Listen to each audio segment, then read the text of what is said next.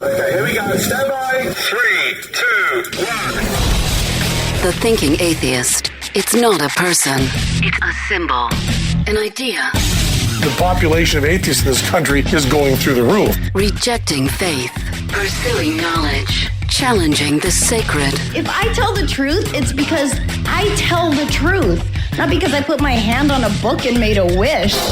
And working together for a more rational world. Take the risk of thinking for yourself. Much more happiness, truth, beauty, and wisdom will come to you that way. Assume nothing. Question everything. And start thinking. This is the Thinking Atheist Podcast. Hosted by Seth Andrews.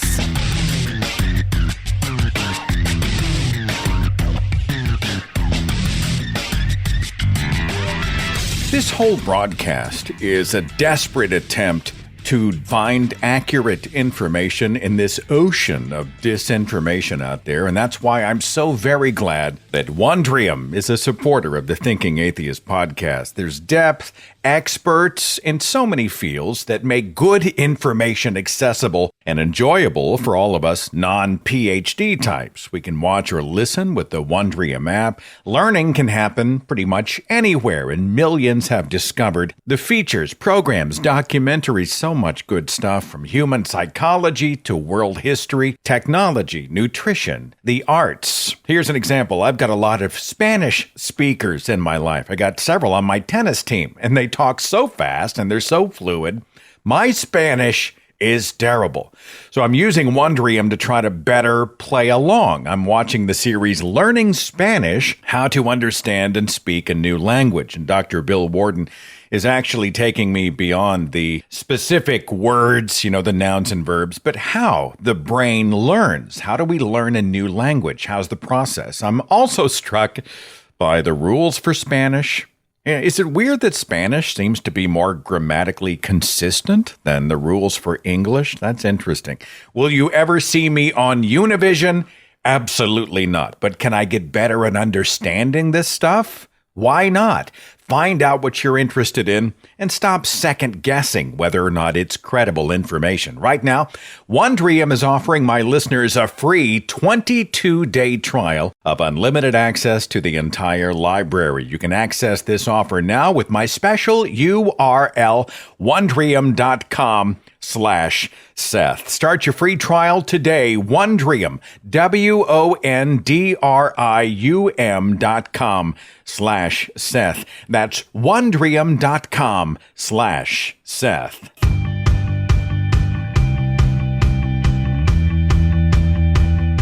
Okay, today we're going to talk about the ratios and predictive success of psychics.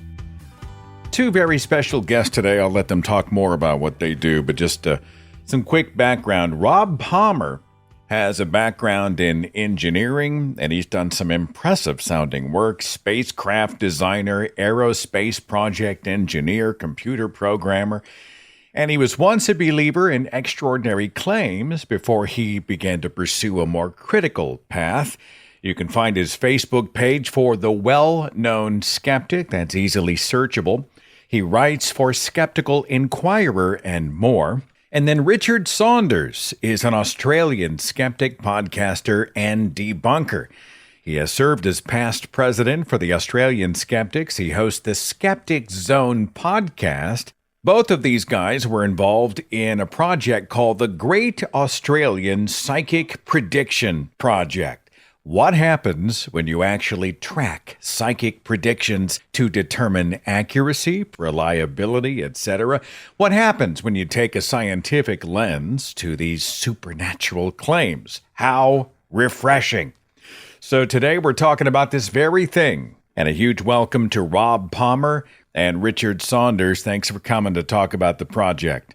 Thank you. Well, thank you. Thanks for reaching out to CFI to see if I'd be interested in doing this. Well, thanks for slumming. Thanks for playing here in the kids' sandbox as we talk. I did a show about. I've done some writing, and we did a show specifically targeted to the subject of psychics. This has been years and years, and I was reading about the Great Australian Psychic Prediction Project, which is a great name. It's a great title. It almost sounds like a book or a film. Before we get into psychics and the work that you have been doing as debunkers, or at least examiners and skeptics, can I get each of you to give me kind of a quick profile for our listeners who might just now become introduced to you? I'll start with you, Rob. Give me your story in a nutshell. Well, okay.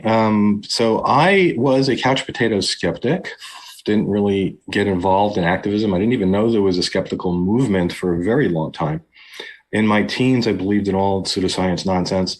And then I found a magazine called the Skeptical Inquirer. And it's like, what? Bigfoot's not real? Aliens aren't abducting and probing people?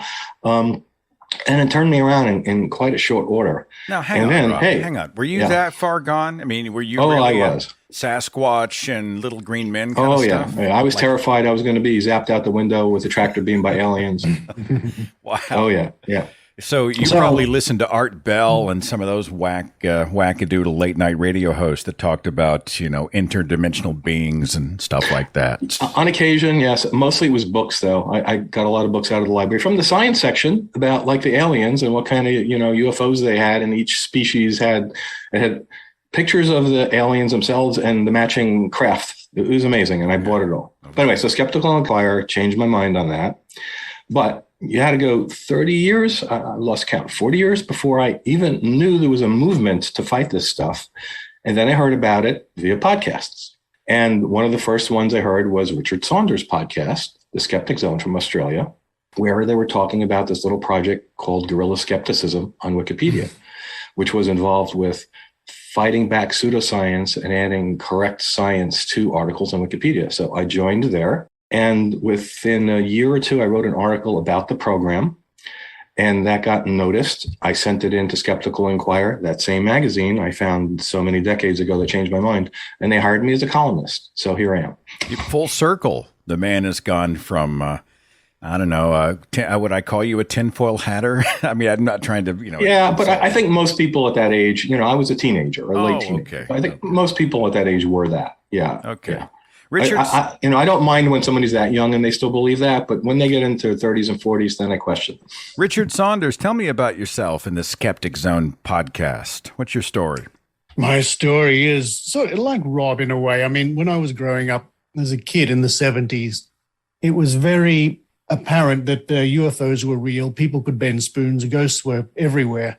And as a little kid growing up, that's what I expected what would happen. And if I heard about people doubting this sort of stuff, I couldn't understand it. But that's what the media was telling me. This stuff was real, especially Yuri Geller and his spoon bending, very uncritical. It wasn't until years later I discovered that there were tricks behind spoon bending, for example. And after year went by, and no Loch Ness monster was found, no Bigfoot was discovered. You got to put two and two together here. How come? If they were just about to be discovered in the 70s, why haven't they been? Then I discovered there are groups called Skeptics and the Australian Skeptics. And I think I really got involved because it's endlessly fascinating to dive into mysteries and the paranormal. I still find it interesting and fascinating, more maybe now from a point of view of psychology. Why do people believe? And they still do in their thousands. And that's been a lasting interest of mine now for decades. Which part of Australia do you hail from, sir? I'm in Sydney, which is hot and sticky and humid at the moment. And we're like the rest of the world, we have our ups and downs with the COVID virus at the moment. But I've been based in Sydney for the last couple of decades. It's summer there, right? I mean, you guys are totally reversed from us. Yeah. So maybe you're reversed from you're right. Reversed from us. Yes. I was listening to an audiobook about someone who had been doing some work in Australia, and he said he made the mistake of telling them they drive on the wrong side of the road, and they're like, "Well, actually, no." They say they drive on the right side. That's a whole other conversation. It's a whole Did you ever do like a ghost hunt and that kind of stuff? I mean, you said you were interested. Yeah. Did you walk into the haunted house with the EV meter or whatever that is? Or no. I have investigated so-called haunted houses since becoming involved in the skeptical organization, because one of the things we try to make sure we do is we try to make sure we're not armchair skeptics. We don't just sit back, read reports and say, that's it, I don't believe. if we say there's good reasons not to believe, or there's good reasons to be skeptical, we have to back that up and say why. That's why I go and see psychic shows. I go to spirit festivals. I go to so-called haunted houses and see what happens. And, after decades of doing this, well, not much really does happen, but I've certainly gone along with ghost hunters with their meters and their pendulums and their Ouija boards and their spirit guides and all sorts of things. And again, you have to do that. If you're a credible skeptic, you have to do that to say, I have been there and I have done that. I mean, pinball back, you mentioned Yuri Geller. I'm presumptuous because I've dealt with him quite a bit. But I know many in our audience are like, well, who the hell is Yuri Geller? And so, I mean, let's do our due diligence real fast and talk about kind of who he is and why skeptics find him interesting. And I'll let either of you address. Yuri Geller, go ahead. Okay, so from my point of view, when I was a little kid in the 70s, Yuri Geller was one of the big stars in the early 70s because of his claimed ability to bend spoons. That was primarily it. There was video of him on TV. He'd get a spoon, he'd rub it, and it would melt and bend, and people were amazed. He toured the world. He came to Sydney. And from a skeptical point of view, in the history of skepticism, he's very important because he spurred on a lot of people like James Randi and so on to get more involved as a magician, to say, hang on, magicians shouldn't be doing this. It's okay to be a magician and fool people and take the applause and bow gracefully. It's not okay to pretend that your learnt magic conjuring skills are really divine or something else. That's just not on. It's a prostitution of the noble art of conjuring. Now, from a skeptical point of view, why it's so important is, well, a number of reasons. And I tell this to students who have never heard about him because they've never heard about him. And that's very important. If he was real, if he had the ability to bend metal using psychic powers, if that was real, we'd all still hear about him. It would be one of the biggest events of human history. No, he's largely forgotten now. He's had his day in the sun. He still bobs up every now and then. And that's an important lesson. That's a very important lesson. The other thing is, when you can teach people the same tricks as spoon bending, and especially if I show older people who remember him, the look of utter amazement on their faces when they discover it was a trick and they can do the same trick.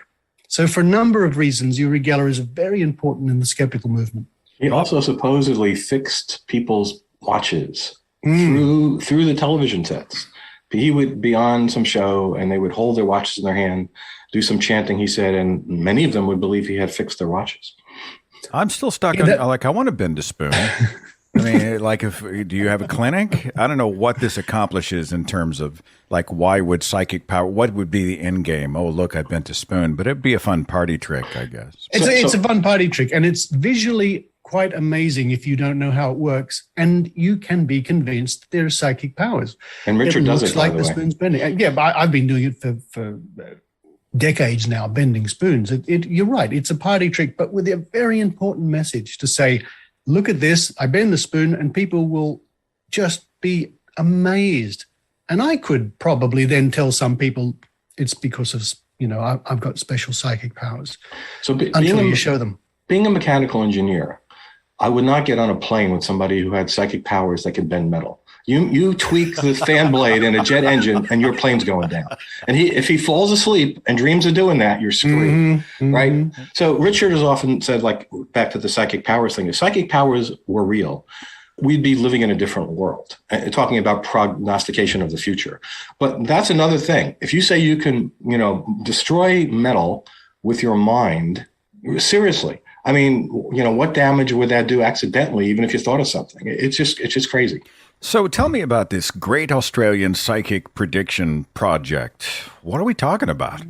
Okay, so one of the classics of skepticism and what we're skeptical of are people who claim that they can use divine powers or dreams or contacts with spirits or cards or read the stars or look at the cards, you name it, and be able to predict or foretell, maybe a better word, events that are yet to happen.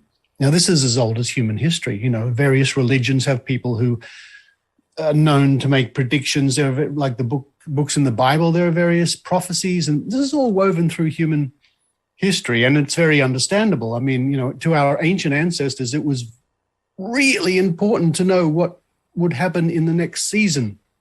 Would the tribe be fed? Will the enemies attack? You can understand why this is a very appealing idea that some people can look into the future. Now, it's probably the same way you are here in Australia. Every December and January, TV shows and magazines and radio will roll out psychics to say, what do you see coming for the year ahead? And they'll tell them, and that's it. You don't hear anything more. So I in the spirit of not being an armchair skeptic, I thought, well, it's about time, and groups have been doing this to one degree or another around the world for years, but I thought it's about time there was a comprehensive list of predictions we could properly analyze and get to the bottom of it. Can anybody see the future? We didn't set out to debunk the claim, although we were skeptical. We would set out to look, can they? Let's have a look. So in 2010, I gave a talk about this here in Sydney at the Amazing Meeting with James Randi. And then I really started to dedicate myself to collecting published predictions here in Australia, psychic predictions. And I scoured records going back to the year 2020 all the way to, I beg your pardon, to the year 2000. What am I talking about? To the year 2000 all the way to 2021. I collected 3,811 predictions. And then as a team, and Rob was involved with this over the last year and a half, we sat down and really dedicated ourselves to analyzing each and every one. Was it correct? Did it come true? Was it wrong? Was it too vague to call one way or the other? Was it expected? Did people predict? And they did. I predict next year there will be an earthquake in California. I kid you not. There were predictions like that.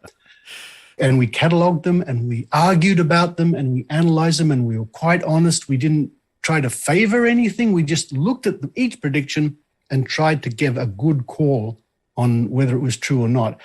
And it's not a surprise. I mean, the ultimate conclusion is not a surprise. We came to the conclusion that roughly 11%, given enough predictions, roughly 11% of predictions you can categorize as correct, which is probably, and we've done a control group, it's in the ballpark of guessing. So Rob might be able to tell you a bit more about the process we went through, but our conclusion is that there's no reason to suspect paranormal abilities because there's no evidence that people can predict the future anyway.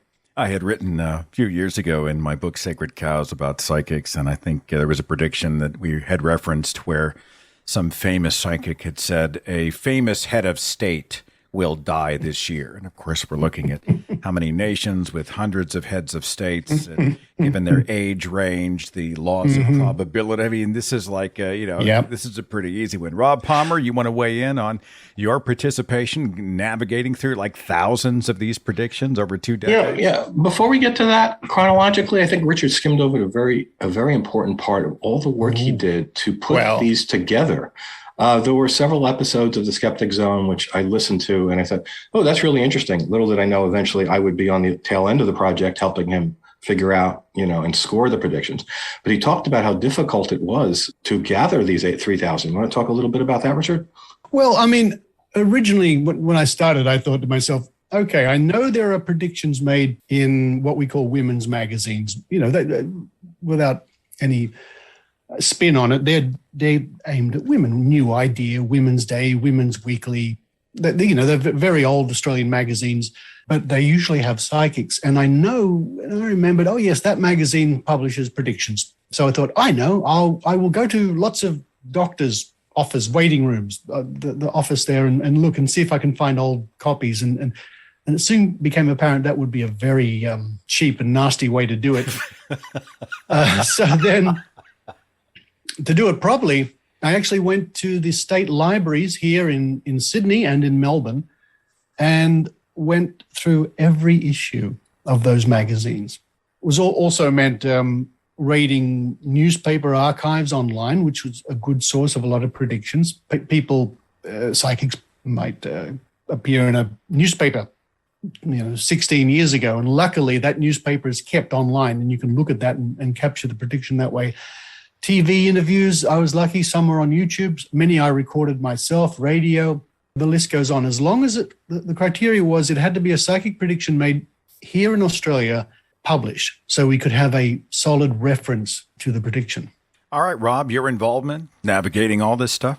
Yeah, so after Richard put all that together, he needed a team of people to go through each one of them and score it. So he came up with a great idea to do it on Zoom. Was that your idea or was that Susan's?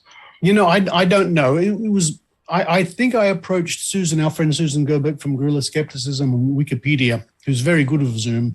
And I said, why don't we get together a meeting and see who's interested? And we did June, July last year.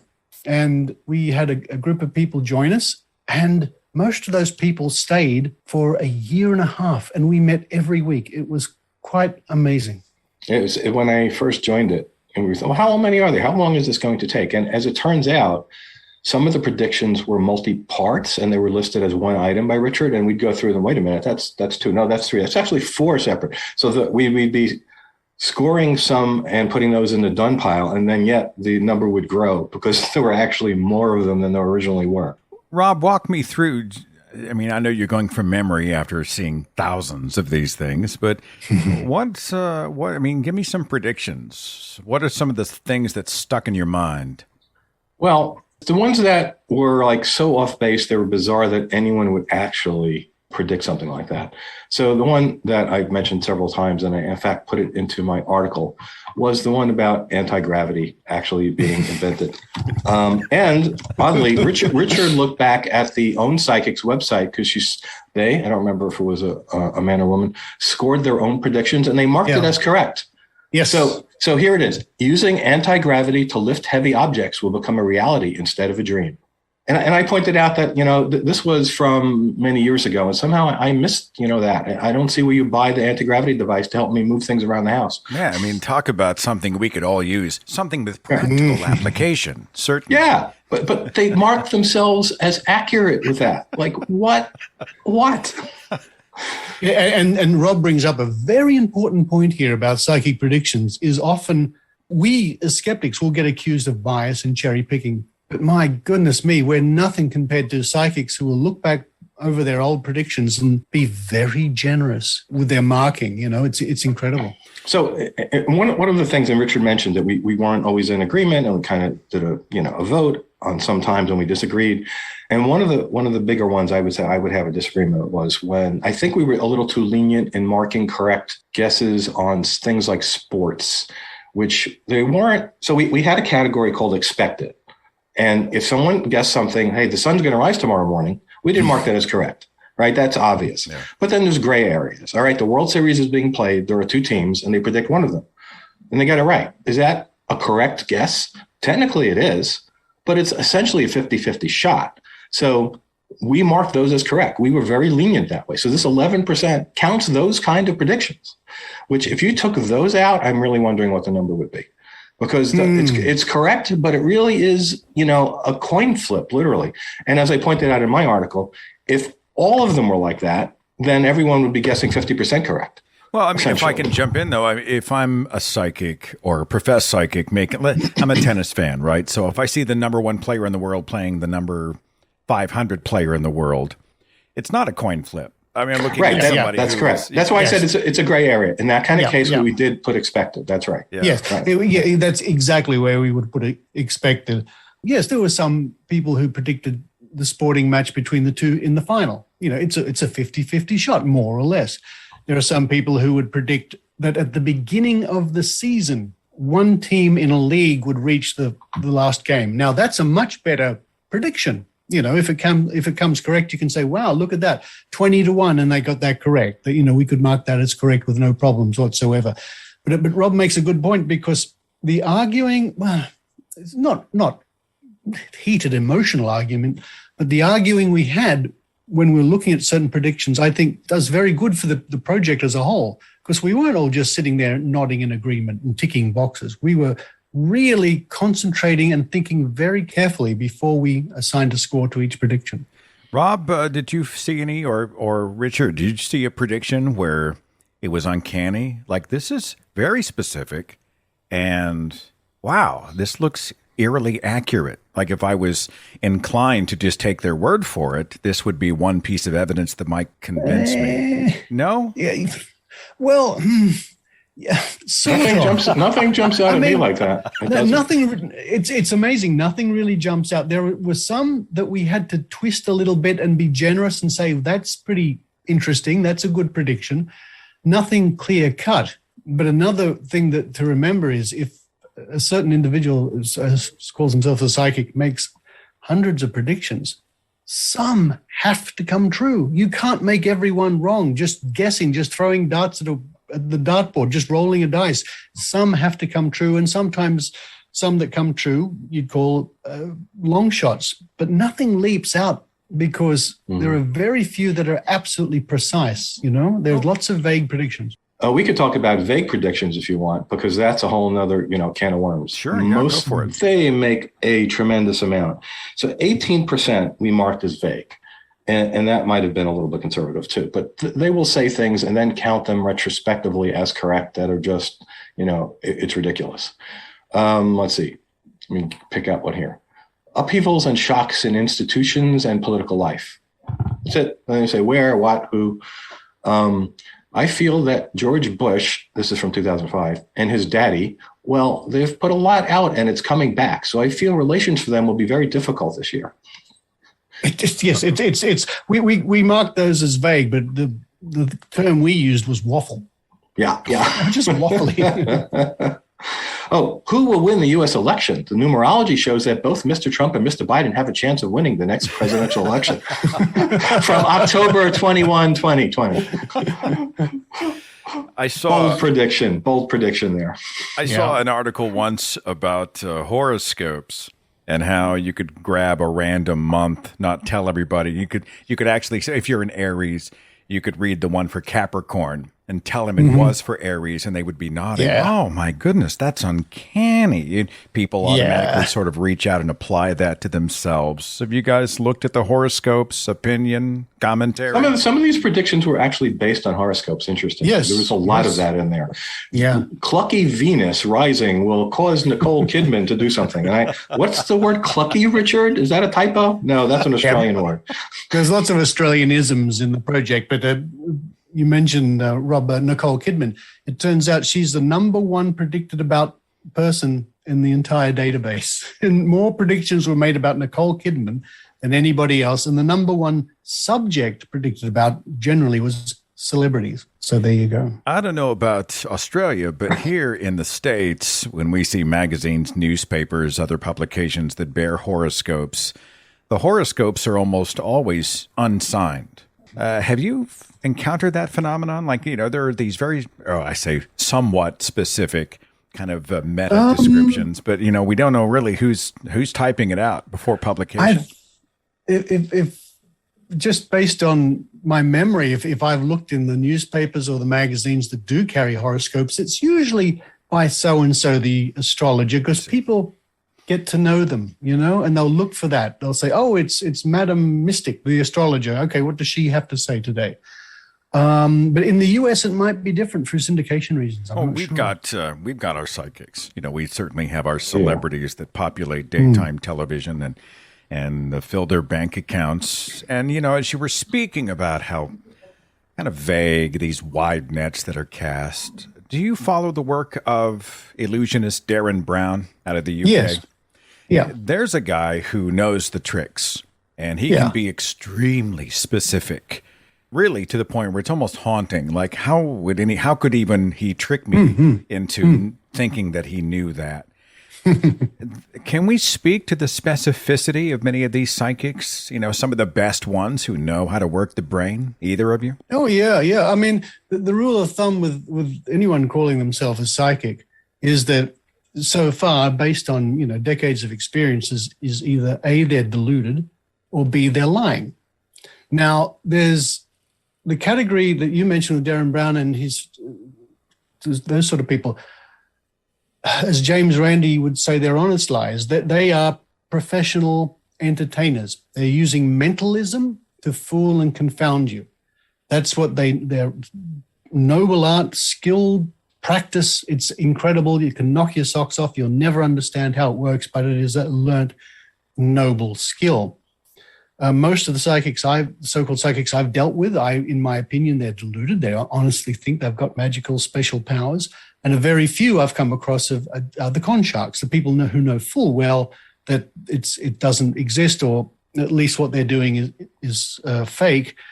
But most of the work done by either party, even if they're deluded or they know full well they're fooling people, most of the work is done in the mind of the victim. They're the ones who put two and two together. They're the ones who will bridge the gaps and make it fit them, and then report, that was amazing. They knew all these things about me. I can't believe it. It's surprising how little work the psychic has to do to convince somebody who's already convinced. So you recently suffered a death in your family, someone you were not hugely close to, but somewhat close to. I mean, they can throw something out. Yeah. And I go, oh, my goodness, well, my aunt so-and-so passed away. So exactly. I'm doing all the legwork, right? You're doing the legwork, and suddenly in your mind, they've said your aunt, right? Now, what happens is later on, if somebody's to ask you about it, you will report to them. They'll say, well, what was the psychic reading like? It's amazing. They knew that my aunt died. Yeah.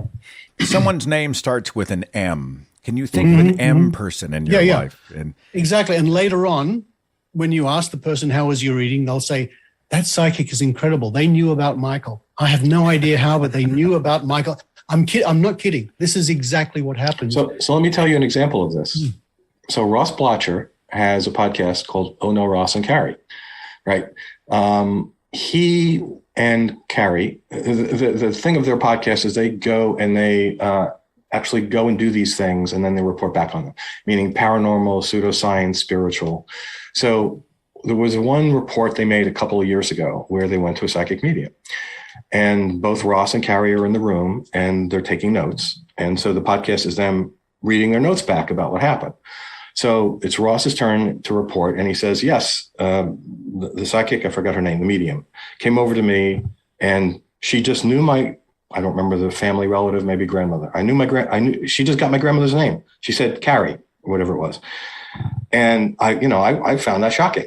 And then Carrie reads her notes. No, wait a minute. I wrote it down, Ross. She said, is it Clara, Kuna, or Carrie?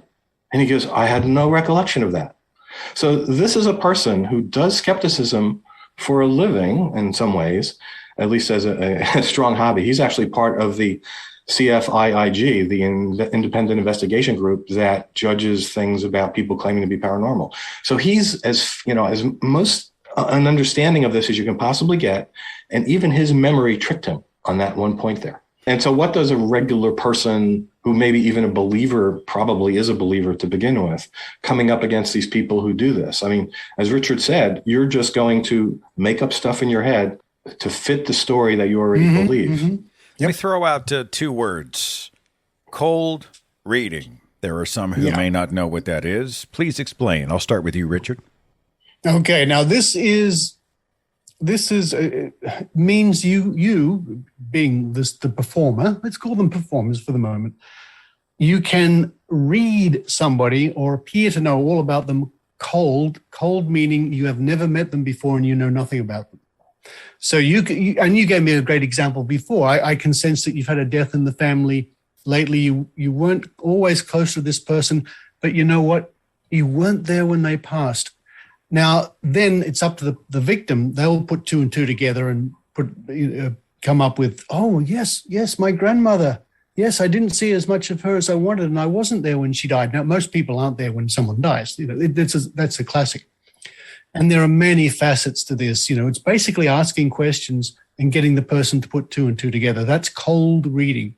There are many fine books on it. It's quite a skill, as opposed to hot reading. Hot reading, and I've seen people, and I know so-called psychics who do this, is where you get background on the person before you talk to them. These days, that's all too easy with Facebook. If anybody wants to Google a New York Times article on this subject, that Susan Gerbic led a team to do a sting upon Thomas John, who is a psychic medium, He's actually has 2 TV shows, has had 2 TV shows, Seatbelt Psychic and The Thomas John Experience. Well, the New York Times article is named Inside the Secret Sting Operation to Expose Celebrity Psychics. And what Susan and Mark Edward did, he's a professional mentalist, is they had a team build fake Facebook accounts for them with fake information. And Mark and Susan attended a public reading. They were called upon by Thomas John from the stage, and the dead spirits were reading through him, and he told Susan and Mark everything that were in the fake Facebook profiles about people who never lived but had died of all of these things. So that's hot reading. Or the spirits really wanted to show him up, and the spirits read the Facebook account, and they told him to say these bad things because they were pissed at him because Thomas John will not let them sleep. Well, all right. And rest in peace. Back to cold reading. As I understand it, a cold read doesn't even have to be all that cold. I mean, they're looking at body language. They are reading, pupil dilation, and that's a little bit of a misconception. It's the Sherlock Holmes misconception that you can look at somebody and then come up with amazing insights about their life and everything. All right, if I'm wearing a certain type of clothing, or if I've got a certain accent, you can maybe place where I'm from. Yes, yeah. I'm talking about kind of a, they're getting the lay of the land. Yeah, to an extent, but that is very limited, and you can trick yourself up doing that, because you can't always read somebody, even if you think it's obvious they got this sort of suit on or they look a certain way. You can make generalizations, but you can't get specifics. Cold reading really does rely on vague statements and then getting the person to give you the information. A lot of cold reading is questions. Oh, I'm sorry. I'm getting a funny figure. Yes, there's a mother figure near you, or is it a grandmother figure? Is there somebody who's passed lately? So I'm just asking you a question. Do you know somebody who died? Yeah. Right. A lot of cold reading is asking questions. And by the way, I see them wearing a uniform. Maybe it's UPS or Armed Forces or they're a letter carrier, or, oh, wait a minute. Yes, my cousin died and he was a postal worker. So, and then that person walks out of the reading and tells their friends, they knew about my cousin John, who was a postal worker. I mean, because that's what they do. They ask a bunch of questions that you forget that they asked you, and you just latch onto the one that happened to be right, that you filled in the blank. Richard, and there's something. Go ahead. So I was just about, and I'll just say there's something also called Barnum statements. Barnum statements are statements that can apply to a wide variety of people. A classic one is, sometimes you're the life of the party, but at other times I sense you need quiet time and solitude. It's right. You're very outgoing, but then you also you have a part of you that is isolated and lonely, kind of thing.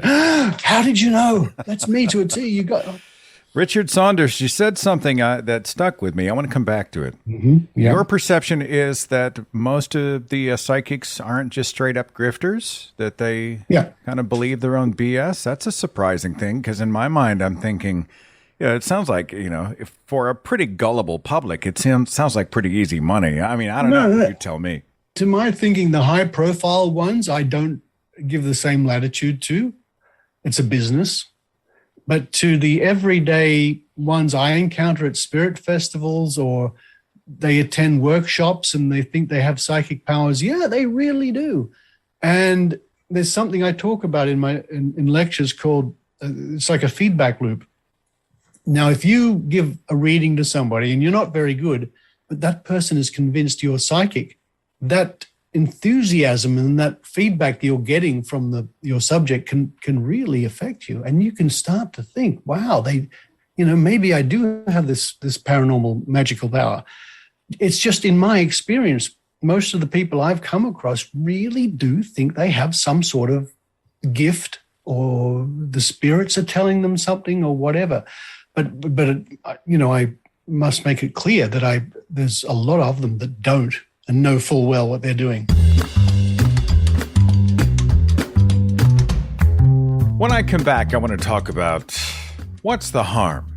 If somebody wants to believe that psychics can predict the future and it makes them happy, what's the problem? We're going to get into this and more in just a second. Hang on.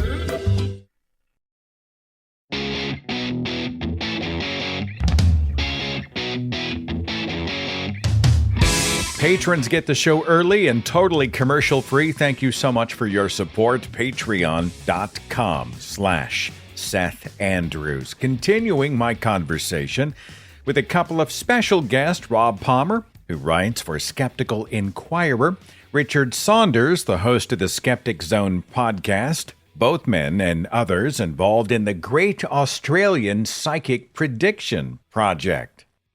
I'm interested in our desire to believe. We walk in wide-eyed. I think, when I've been critical of psychics, they almost look at me like I'm the buzzkill. Yeah, I came to ruin the party. And I don't know if that speaks to the human desire to believe. We're so eager. Yeah. I don't know. I'll let you weigh in, Rob. What's your take? Well, I was thinking what Richard was saying, and I was going to add it, and you kind of just pushed me in that direction anyway. Besides people giving them confirmation and saying, oh, yeah, you're right. I think when they're wrong, people are afraid to confront them, and they don't say anything. So that's sort of also a confirmation. Well, you didn't tell me I'm wrong. You just didn't say anything. And this actually happened to me. I was at a Woodstock anniversary party in the before the pandemic, just before it. And we were sitting at a table, and someone sat down on the opposite side of my wife. And the music was very loud. We were right by the band. So my wife and her were communicating. I couldn't hear what they were talking about. So it turns out after the party, my wife told me, oh my God, look at this. She gave him her business card. She's a psychic medium. And she could tell you're a really great guy and open-minded. And she wanted to get to know both of us. But of course, my wife didn't say anything. So she just thought, okay, I must be right. So, that's part of the confirmation when people don't even tell you you're crazy. Are we cheating? Are we cheating awe and wonder when we dismiss these claims about psychic and otherworldly interdimensional powers? Because we're not dismissing them. We're investigating them.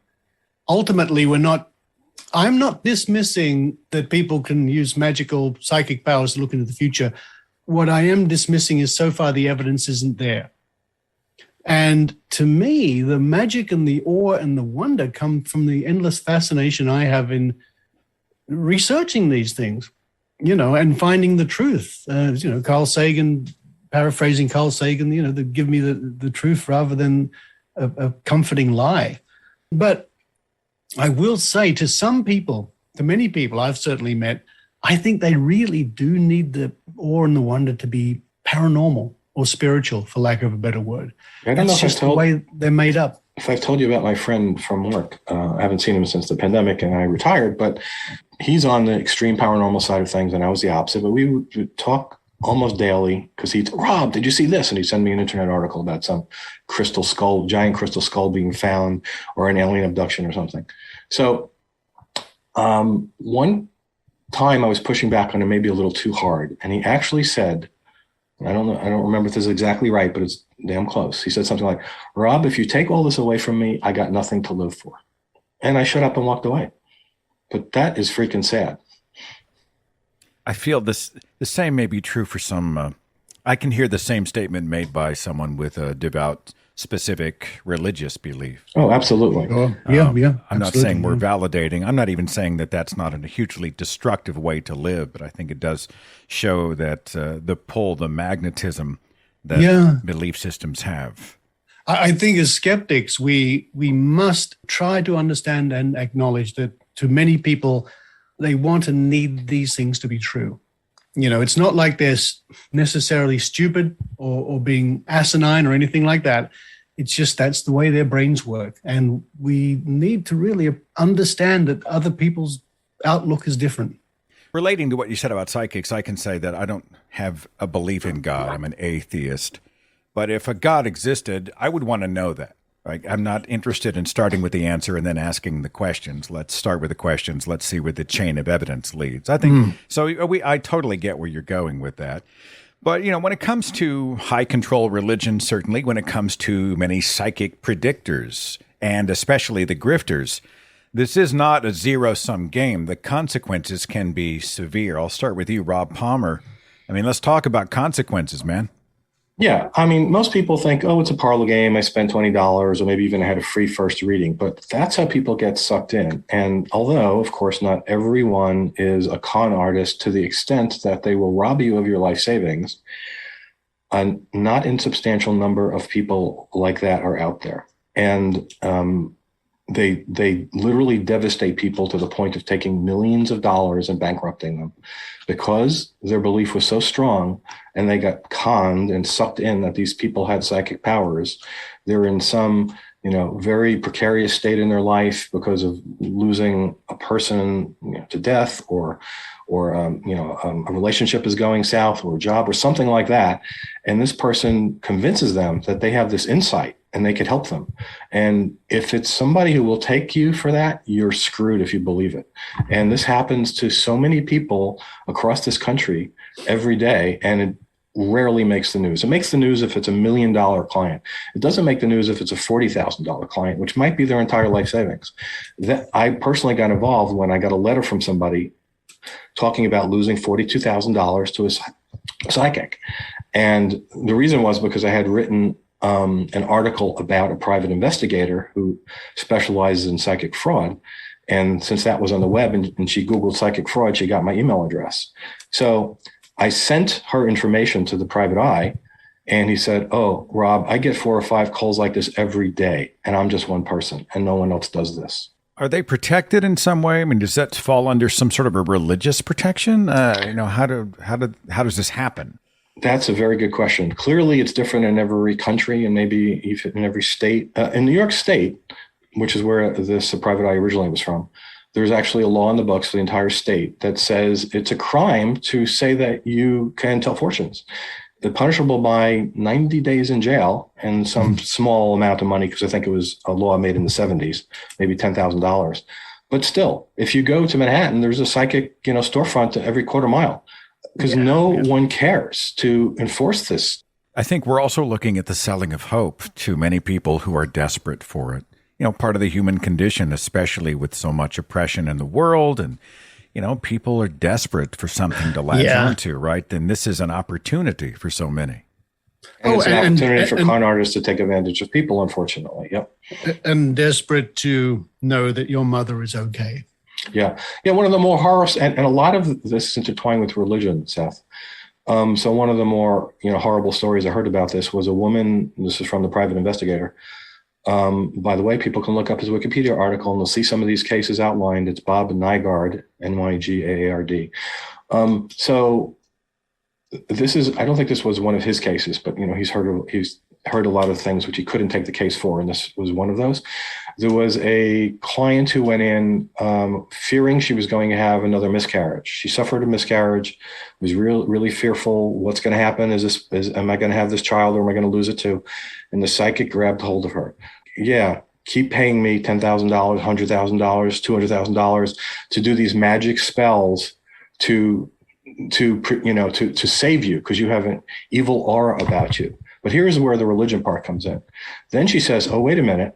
I see the soul of the one that you had a miscarriage with in purgatory, and they're burning. And the only way you're going to get them out of there and into heaven is, pay me for this magic spell, pay me for this. And I have to go take special training courses."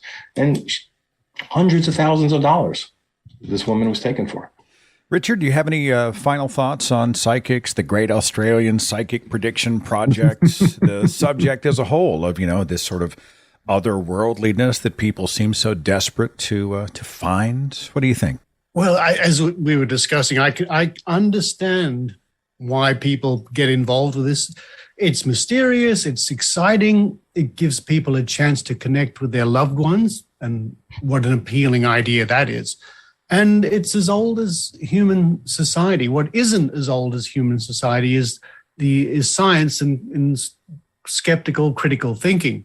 It's relatively recent in human society. We've been doing this sort of activity. So we've got a lot of ground to catch up on, I guess. But if people want a detailed review of this whole project, what it was all about, there's 2 ways you can do that. If you go to skeptics.com.au, the website of Australian Skeptics, you can download the official report. Or if you'd like that report read to you, if you go to the Skeptic Zone webpage at skepticzone.tv and look for episode 6 889. Download that and spend an hour. You can hear the report read and you'll understand our motivations, our procedure, our conclusions, and a lot more. So I encourage people to do that. And if someone wants to find you at the Skeptic Zone, what's the best way to do that? I know a lot of my listeners are going to. I have a prediction that a great many of my listeners will be seeking out your work. Where would they find you? We'll mark that as expected. Expected. Yes. You're in the next project. Okay, it's expected. good. Again, it's skepticzone.tv. That's the webpage for the podcast, and you can go back there and look at every episode going back to 2008. Just after the project ended, I wrote my own article, which is where you heard of it, in Skeptical Inquirer Online. So people can Google that. I named it Pondering the Published Predictions of Prominent Psychics. And it talks about, a summary of the project. It actually has links to the Skeptic Zone and also the article published in The Skeptic, and also a previous article on the subject about a year earlier by Adrienne Hill, when we were still full steam ahead, and she talked about the project also. I'll throw some links in the description box so that everybody can have easy access. Cool. It's funny when you brought up James Randi, who we recently lost. Boy, that was a loss. I had the honor of meeting and interviewing him and talk about somebody who changed the game. And I think, he was so funny and so fearless at the same time. I really took great inspiration. Oh, just if you haven't read his books, like The Faith Healers, or The Mask of Nostradamus, or The Truth About Yuri Geller, they're classics of skepticism. Flim Flam is fantastic. And Flim Flam, yes. And YouTube, just type in James Randi, Randi, and you'll see him at JRAF doing a speech, or he'll be at a convention giving a speech, and he's just not just an amazing educator, but a wonderful entertainer. I find myself smiling as I'm learning with James Randi. Gentlemen, and he's the one who had the $1 million paranormal challenge, by the way, which, as he retired, became defunct. But if anyone really has psychic powers out there and wants to prove it, there are organizations all over the planet which will give you tons of money. Just prove it. No one has ever been able to do it. There's a $250,000 challenge by the CFI-IG right now, and Richard Saunders has one too, right? In Australia? $100,000 in Australia. Yep. Well, it sounds like prime opportunity for someone with genuine psychic Should powers. Be easy money.